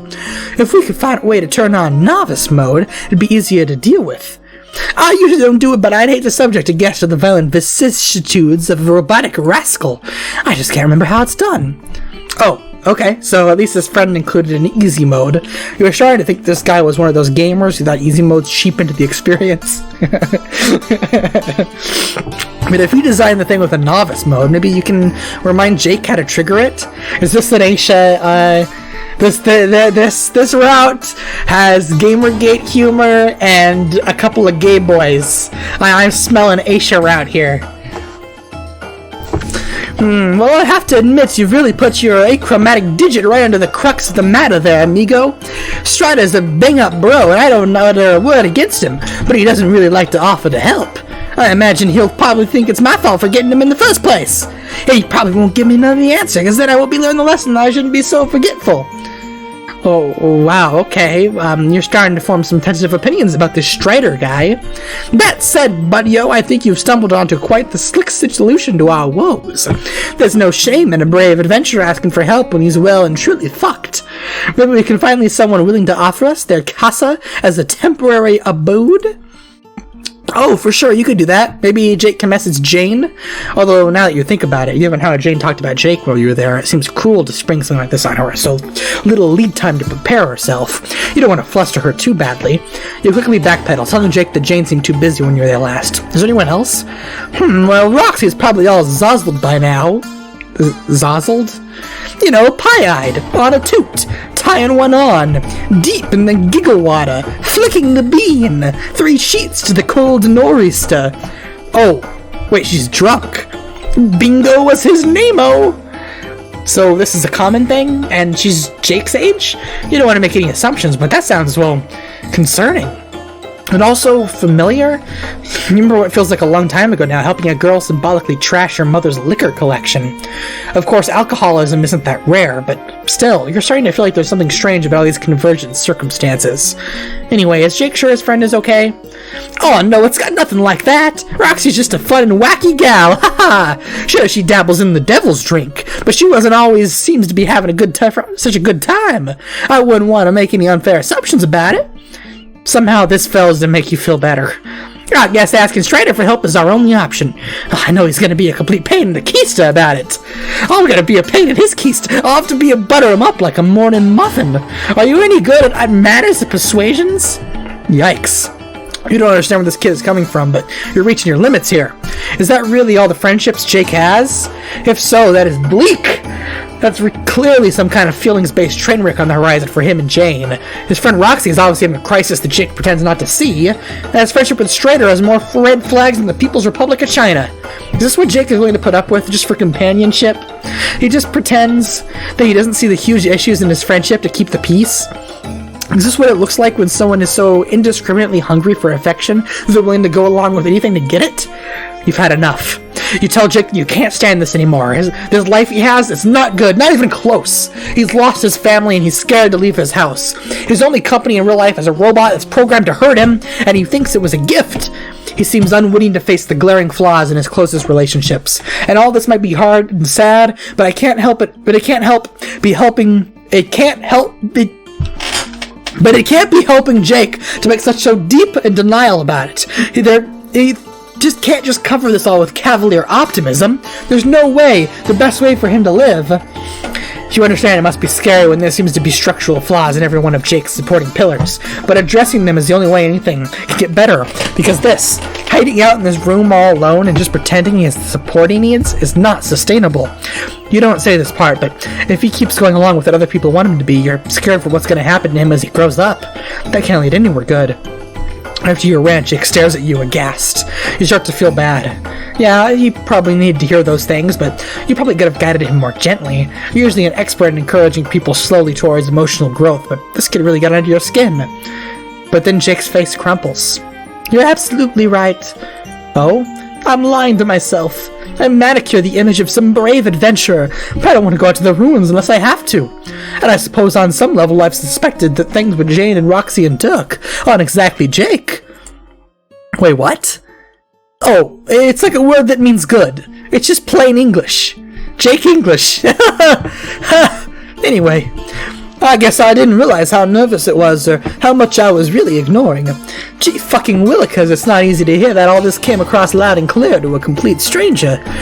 That really makes me feel low.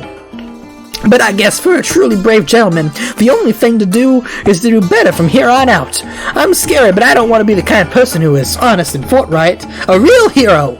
If I'm not doing that, then I don't need to figure out how to do that. Oh god, his sentences are driving me in circles. Holy smokes, you've really opened my eyes, mixed mystery friend. Oh, gender-neutral pronoun. You've really got a knack for spotting problems. Do you think you could stick around and help me do better? It's like asking if the sun, if it need minds shining. Helping people confront their buried issues and come out of it changed for the better? Well, that's the very thing you've desperately latched onto to give your life some kind of purpose. Oh, but something about this feels off. What was your rant really all it took to turn things around for Jake? Did you really just fix him? It doesn't seem right. Definitely not good pacing anyway. Jake is looking at you with big green puppy eyes. You have to make a choice. Agree to help or do not. And take a restroom break 1 second, be right back.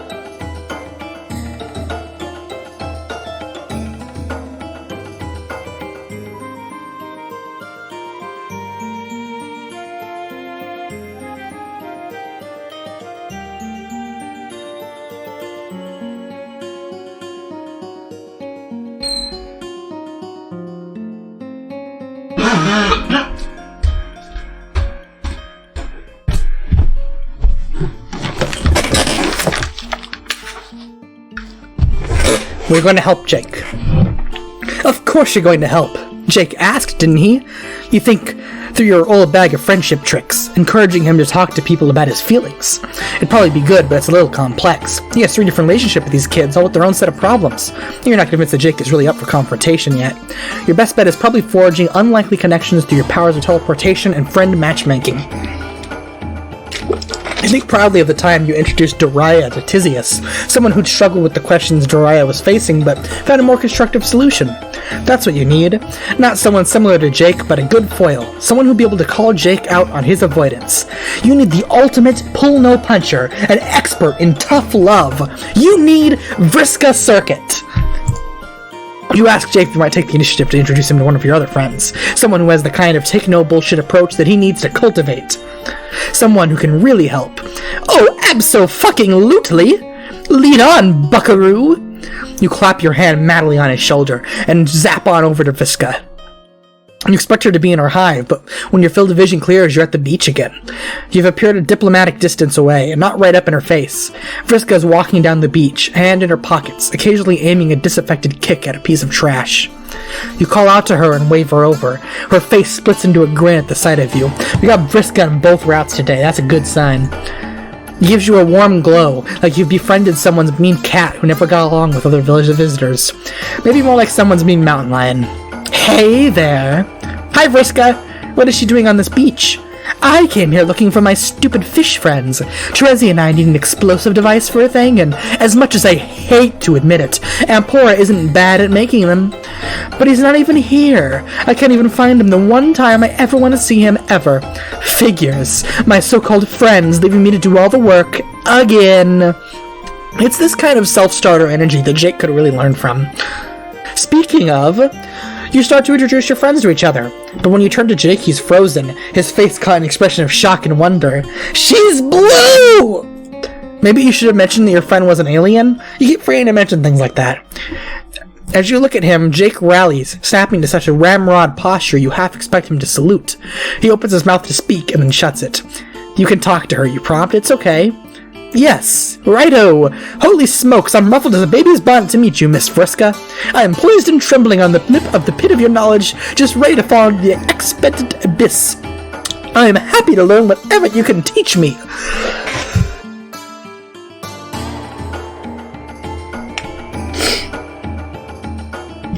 Although I must say, when my pal here intimated they had such a friend who could help, I couldn't expect you to be of such a blue and spidery persuasion.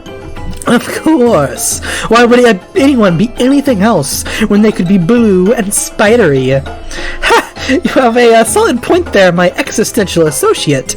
I hope you'll pardon my candor, but a real gentleman doesn't hide from the truth. You may be the coolest girl I've ever seen in my entire life. Clears throat, nervously hoping he didn't overstep. Well, I can't say I'm surprised to hear it. Feel free to keep listing things that are awesome about me. Despite his professed admiration for Vriska, however, Jake isn't listening. Hang on, technically the only other girl I've seen was my grandma, but you know what I mean. It's kind of disrespectful to refer to one's own grandmother as a girl, so I didn't mean her. Gosh, I seem to be rambling. Well, I hope that this is a radiant exemplar of the kind of being true to myself I hope to cultivate as a regular habit from here on out. I think it can be very brave to just keep being yourself even when things feel awkward, don't you think so? Okay, wow. There are so many things wrong with that, I don't even know where to start. Aw, doggone it, really? This is why I need your help, Miss Vriska. I didn't see anything wrong with any of that at all. Here I am going around thinking that what I'm saying is everyone tickety-boo, and it turns out it's all been a load of catawampus fiddle-faddle. Oh man, this is the greatest present anyone's ever gotten me. She's addressing you now, ignoring Jake's question. A predatory shark smile spans her pointy face. You must have known how things were getting bad between with Tavros in a different way than usual, I mean.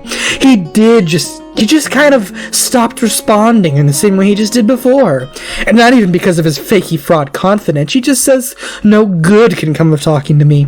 So you brought me a new nerdy loser. This rules. Well, that wasn't exactly what you expected, although now that you think about it, why didn't you expect this? Pretty much anyone could have seen this coming. Hey! Except Jake, of course. I may have my little quirks and quibbles, but that doesn't mean I'm a loser. If you weren't a lady, I dare say such slanderous language earned you a one-way ticket to Fisticuffs Island, which now when I think about it is no more or less an appropriate moniker given my permanent residence. How do you like them, Granny Smith apples? This is hilarious. I've never met anyone who makes me feel so good about myself. I'm so lucky to be cool. Excuse me, but I haven't heard hide nor hair of an apology yet, Miss Rude Alien Girl. At least Jake is standing up for himself, but you get the feeling that this enthusiastic bravado wouldn't hold up if that was the issue of an interpersonal one with his friends. Either way, Vriska's not backing down. She sizes Jake up, stepping forward to intimidate him. Do you really have to fight? Because I get the feeling you're whatever your planet's equivalence of cull bait is. I may not know what that means, but I've never once backed down from a scrum, and I'm not about to start now, chum. Whoa, no, you are not gonna let the two of you best friends, a category that includes all your friends, throw down a fight right in front of you. Especially when after Vriska, compare Jake to Tavros. Doesn't she remember the consequences of fighting Tavros? Doesn't she want things to go differently here? Wait, what's that supposed to mean? Oh, no, you didn't mean any offense. You know Vriska has been through a lot, and her past mistakes should be viewed with that context. But that you know Vriska didn't mean to hurt Tavros as much as you did, right? Vriska's no longer having fun. She's turned to you now, her mouth set into a line, fists clenching at her side. You remember how magical it seemed to have earned her friendship, and how easily Vriska can lash out when she thinks her friends have turned on her. You think that what went down between me and Tavros? Tavros was almost as pathetic as this guy. I was trying to help him get stronger, and every time I did, he just folded like a loser. He barely even tried to fight back. He was so scared and wimpy. Risky business, yes. And everyone always gets mad at me for pushing him, but that's what our planet is going to do to him. If he doesn't get stronger, he'll just die. Trying to protect him from danger now is just letting that happen later. I won't even say I'm the only one who's ever really cared about him. At least I tried to help him shape up. You almost forgot Jake is here, but at this he makes an indignant noise, and you turn to see that his anger and distress has ratcheted up several notches. Well, pardon me, Miss Spider Smurfette, but it doesn't sound like you were much of a friend at all. Oh, God. You nudge Jake, trying to let him know that Vriska could be a little scary and it might not be best to push her on a list, but Jake isn't listening. No matter how much you think you were doing this fellow a favor from what you've said, he was really scared and sad, and I'm just sorry that doesn't make him somehow stronger. It just makes him scared. Even if you think it's good for him, or even if he had, it was what he wanted. Like maybe when he was talking about having a fighting partner, what he really wanted was companionship, due to being alone all the time. And to be totally candid, it's hard to believe you didn't know that. Which means it really is more about what you want than what's best for him, even though you keep saying that's what's best for him, which makes it really hard to argue. Anyway, if you ask me, you're a rotten friend, and I don't think I want to be one of you to be one of mine after all. Before Vriska can respond, and almost inevitably make things worse, you cut her off. Enough is enough. You tell her she's sorry for making assumptions. You know she was doing her best she could with the raw deal she was given in this culture. You offer her a quick thank you for this hellish social interaction, and ask for some time alone with your insipid friend here. Vriska still looks annoyed, and there's a moment where you're scared she won't let it go. But she does, stepping back and rearranging her facial expression to apathy. You guess pushing it with me admitting she knows about your opinion of her. Whatever. Talk to you later, nerds. After she leaves, you put a comforting hand on Jake's shoulder. That got pretty raw, huh? It kind of seemed like in the end there, he wasn't talking about Vriska at all. Like, there was someone else he wanted to say all that stuff to? Huh? No, it's got nothing to do with me. It was about some weird alien situation. You gently suggest this might be one of those situations the two of you were talking about earlier, where Jake is suppressing the truth because it's inconvenient to acknowledge, but doesn't it bear down some slight resemblance to a situation in his own friend group? Jacob versus Gay is clearly uncomfortable. No way, all my friends are best in the show, and even if you're implying it's true, it's definitely when it's your friends. A man can't get by without his bros, so sometimes he has to make allowances. Certain, let's say, eccentricities are just what you have to put up with when best friends are involved. No, they're not. You're allowed to hold your friends accountable. This is weapon grades interpersonal truth you're spouting, but Jake doesn't look enlightened. Instead, he's glowing red in the face with indignance. What would you know about it anyway? Not to be rude, but it's a very personal situation between a fella and his buddies. I don't think I appreciate what you're implying.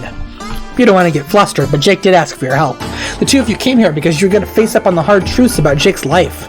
Doesn't Jake want to do that? Well, of course I do. I'm ready to take a hard look at the old rum peeper, and don't you doubt it. It's just that when it comes to my friends, I didn't think you were saying any of them were bad. I thought you were encouraging me to take things in a more forthright direction because, well, tugs at collar nervously. Because of their feelings towards me? Gosh, it sounds stupid when I say it like that. I hope you know I'm not some kind of pompous braggadocio, making myself out to be some slick Casanova type. I'm probably just making it up. I'm the kind of guy who gets confused especially with the number of concussions I've sustained over the years. A real beef-witted bozo, that's me. But more than a real himbo! But more than once, I've gotten an inkling that some of my friends might be giving me the old eagle eye, firing up the curting maneuvers if you get my drift.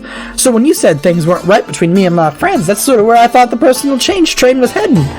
An impression only further bolstered when you proceeded to introduce me to your blue Arachnian-themed friend. I figured you remembered my sapphire sirens from my room. You know, Neytiri and all that. It was a sweet gesture, although just so you're aware, she's a little too young for me to take that kind of interest. Yeah, Jake's 16 here and Vriska's 13. I appreciate the thought next time, just some constructive criticism. Now, you're tempted yourself to say aloud some kind of goofy RP action indicating your embarrassment. You don't, though, because it sounds stupid when Jake does it. Jeez, this is a mess. This kid has issues on issues, and when you think about it, you put your finger on one, slides away to reveal 3 more. You're playing personal growth whack-a-mole over here, but you gamely draw yourself up and plunge forward, onward.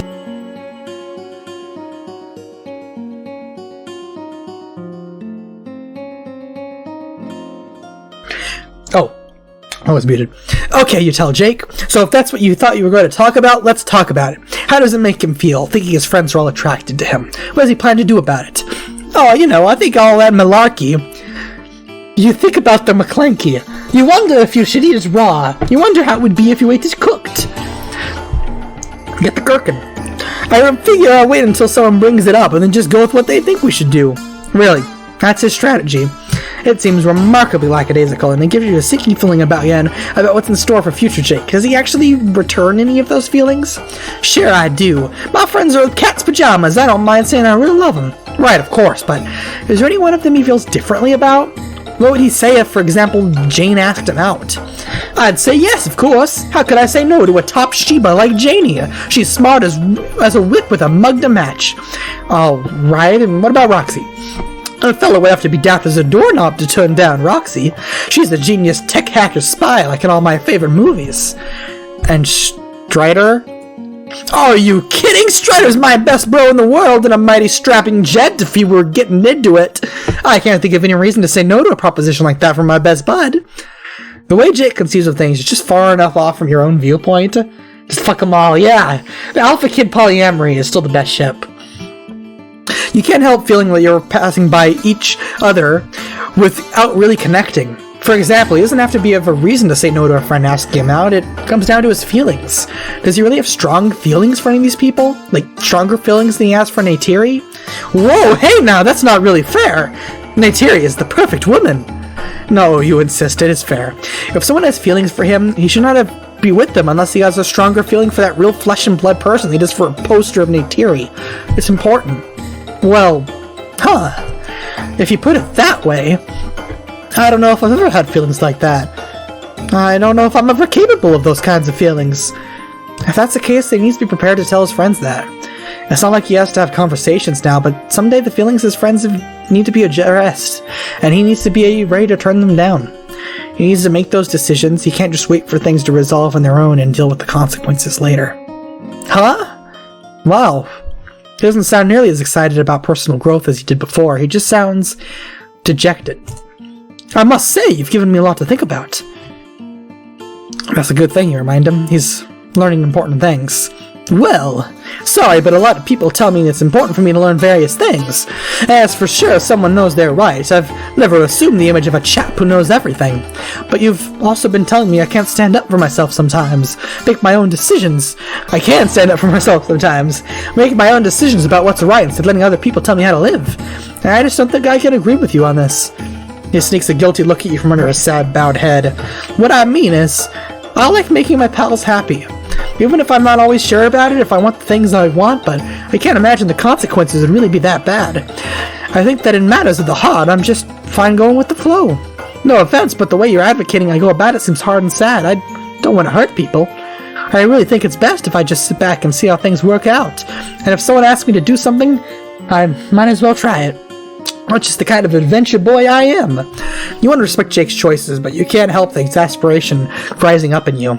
Sure, he can decide how he wants to conduct his friendships, but the approach he's talking about is really unhealthy. If he wants to do right by his friends, he has to be honest with them, and with himself. Otherwise, it's not fair to anyone. I see what you're saying, but if you want to be my 100% bona fide opinion, I don't think I can do that. I guess we got different ideas about what we're getting into this.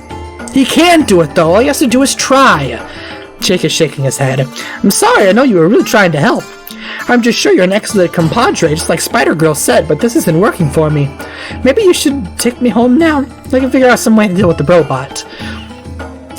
He's still well below average Jake level of energy. You can see that you've really affected him, but you're far from confident that your intervention is going to make any difference in the long run. Despite his seeming earnest, you guess Jake wasn't ready for change as you thought he was. Wait a fucking second, is this a bad end? A horrible powerlessness threatens to overwhelm you. All at once, it makes you furious. This isn't fair. Jake gave you the choice between two options. You chose to help him face his problems. You know that was the right choice.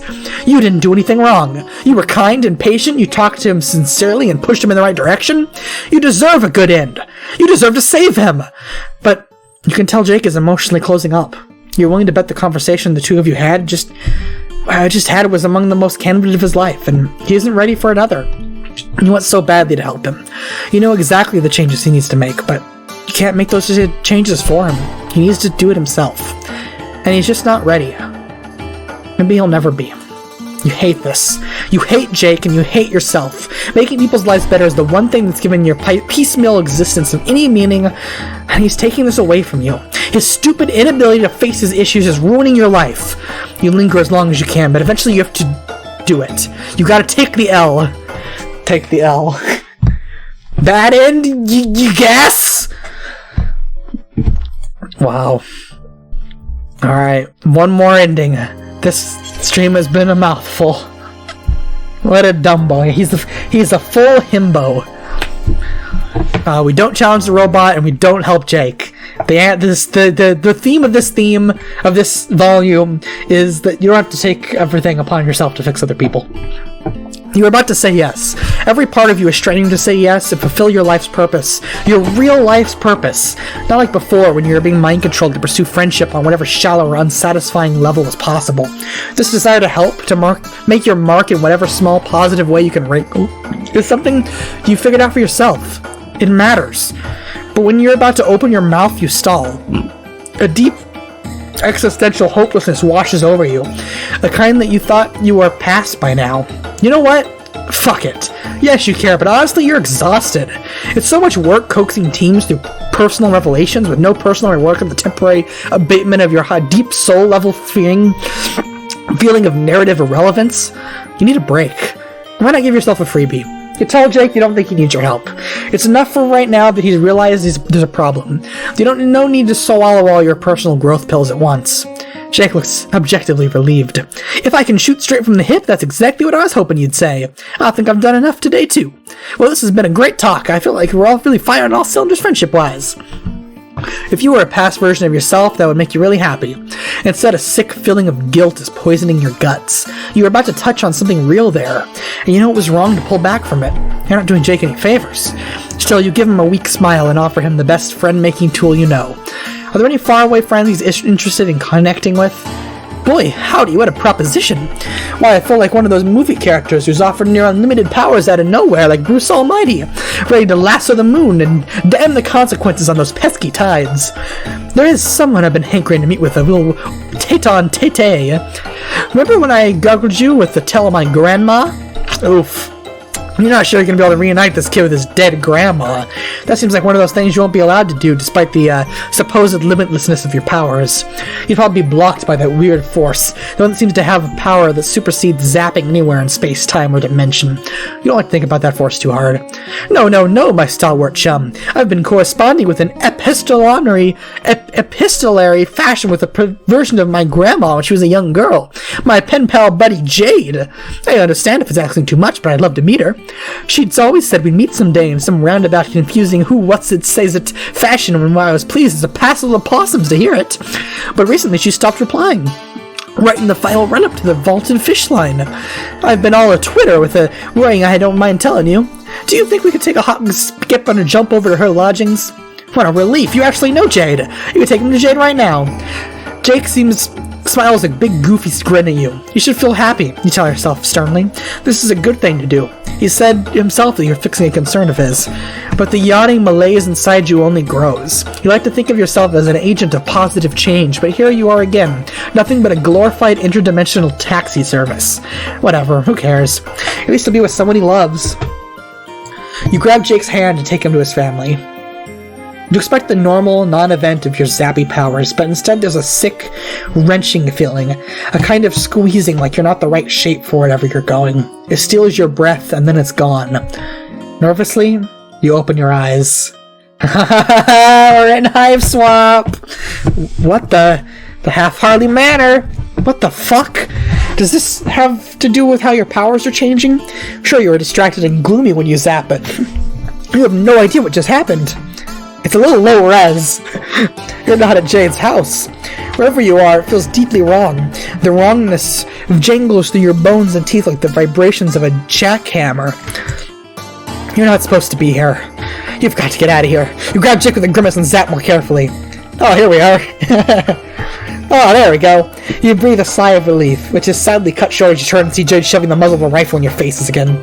You back up, hands wave. Jade, no, it's you, it's your friend. You've already been through all these wacky misunderstanding shenanigans with firearms. I know who it is. I just think you shouldn't be here. What?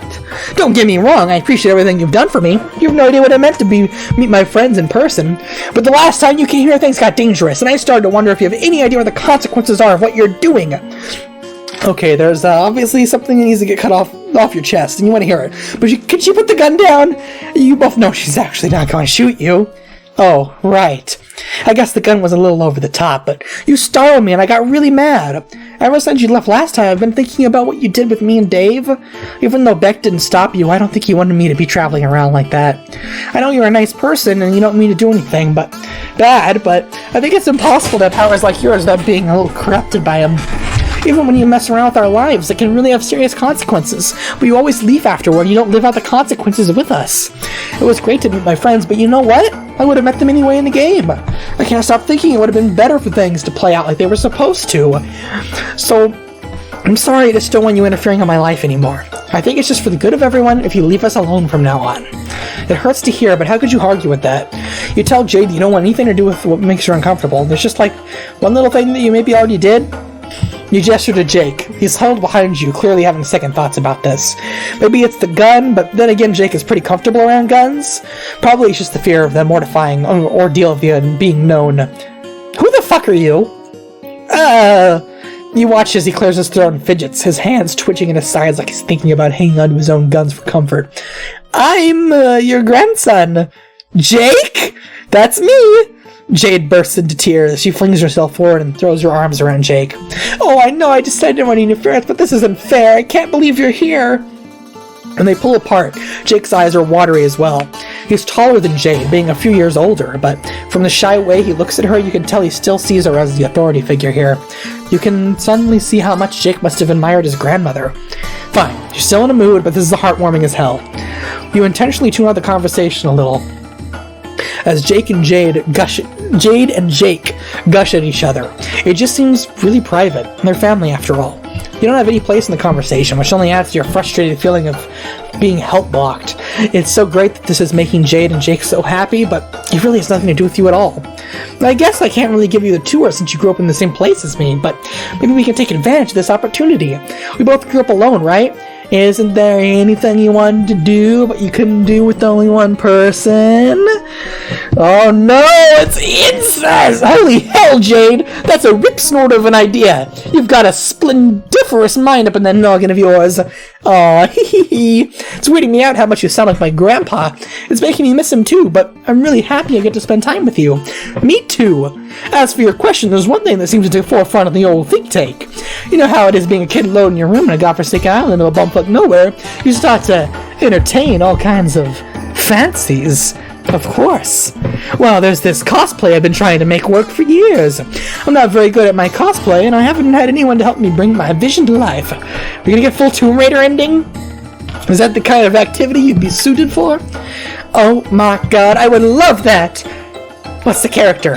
Only the bravest archaeologist / adventurer of all time, Lara Croft! Oh, wow. So, you want to be a sexy Tomb Raider? I think I'll have to stop picturing you as my grandpa, but I would love to help with that.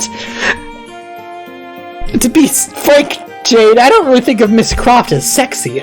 Oh, I know some unmannerly rogues like to comment on the size of her bazoombas, but for I'm sitting, she is a consummate professional. I just admire her moxie. Oh, oops, sorry, I guess I was just making an assumption based on her outfit, I guess. That was really rude of me. To tell you the truth, I've never seen anything sexy about shorts. I aspire to the freedom Laura's thighs get to experience every day. I think it's a beautiful dream. A man can wear short shorts without wanting everyone to get all randied up about you know what I mean? Of course he can. But what about you, my juvenile grandma friend? This can't be a cosplay party if you're truly alone. Isn't there anyone you've been wanting to inhabit that garments of? Well, not really, but it would make a fun costume for me, too. I could be Mr. Coxcomb. He's one of my favorite Manthro chaps. That's horrifying. Jade turns to you, her demeanor towards you considerably softened. She should be Von Croy. I'm sorry I was so mad earlier. Honestly, I was scared of what we were doing. It really shook me up to find myself on an alien planet. I felt like we shouldn't be doing it. Maybe I shouldn't have taken it out on you. I know your powers aren't all your fault. Do you want to join us? We can make a costume for you too. Oh yes, please do. Jade, the specimen right here has nothing but a puzzle-lutely fantabulous. We're going full egg-like. Furnished with informations. Have you? All you did was tow him along a little inter-timeline jaunt. You don't feel like you've done Jake much good. Are you even really friends with Jake, or are you just piggybacking off of facilitating his friendship with Jade? It's fine, you guess. Things are going fine. Even well. But it feels unsatisfying. No real nutritional information. You don't feel good about what you've done, but you guess you might as well get a cool costume out of it. You tell Jake and Jade you know exactly who you want to dress like. I'm gonna guess Car Cat. But this is also what they're going to be wearing in the Roxy and Dirk routes, so maybe something that fits with them. Oh, it's Marvis! Okay, and a Manthro chap, and yes, Tomb Raider Jake English. I dressed as Lara Croft when I was 4 years old for Halloween. It was like the earliest memory of myself having weird thoughts about my gender. So it really meant a lot to me when I read Homestuck and Jake was dressed as Lara Croft. I felt it like really solidified that there are people like me. And yes, that would be incest. Jade and Jake would be... Well, yes. Technically, Jade is Jake and Jane's daughter. But it's ectobiology, so not really. Let's look at the chum roll. Always do your cooking by the book.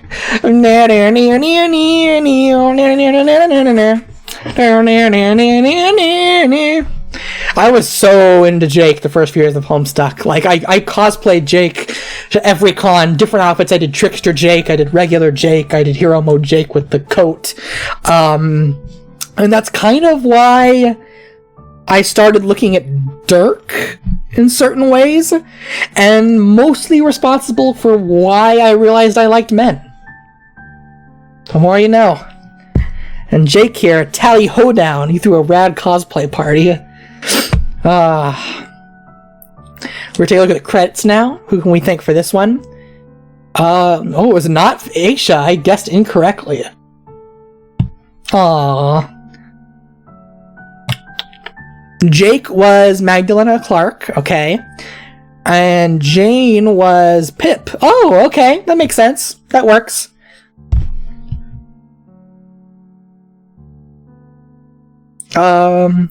See, I heard the themes of Big Name Fan and social media stuff, and I was like, is this an Aisha or a V? They're into that. But no, Pip makes sense. Pip has me blocked on Twitter, so they're all into that too. Character artists, Jake was Brea Rivera, and Jane was Gina Chacon. Background artist, Jane was Courtney Brendel, and Jake was Gina. Any illustrations, Jane was Courtney, Jake was Gina. Usuals, what were the songs? Jane's was I Guess. It was a new James Roach theme. And Jake's was a reuse. It's Riches to Ruins Movement 2 by Toby Fox. Just anything out from the archive. The game design, Volume 8 was David Turnbull, and Volume 9 was Mint Chipleaf, so they switched off for this one. Oh, no, wait, we're on 11-12. Jeez! So that was Adelaide and Kohi. Kohi did Volume 12. I know Kohi. Kohi's cool. Alrighty. I think that's about it. A few other notes at the end here for my stream. The reason that these were behind and had to be double streamed was that I was going to move and then I didn't move, so I had to totally change all my streaming plans and everything. So originally I said January I was going to start streaming more often. Then I said February. Now it's whenever I have the time, which will hopefully still be as soon as possible, but I'm playing with the hand I have dealt. I'm still going to be streaming all the Pesterquests and saying update on other stuff. I've been keeping up on Homestuck 2, which I don't stream, but it's still really cool. Check that out. You can follow me on Patreon at patreon.something. Oh, yeah, it's okay. We did what we could. It wasn't your fault. It wasn't my fault. It's the circumstance. what was I saying? Oh, my Patreon is at Patreon. I don't know if it's .com or .org. It's at Patreon/LunaTucker. I'll link to it. I linked to it in the description. I call you out on the stream at the beginning, and you get a special feed. I'm working on a few video games, like just little tiny things, a short visual novel, a short first-person game that I'm hacking away at between Homestuck projects, just so I have something original under my belt. One has an object head character. They have a fan for a head. It's cool. It's cool. Check that out. You can follow me at SkyPlayer37 for that kind of stuff, and Homestuck_info for Homestuck stuff. And I'll catch you for the next one. The next one's big. Next one's Roxy, my favorite character in all of Homestuck. So I'm very much looking forward to that. And see you later. Have a good night.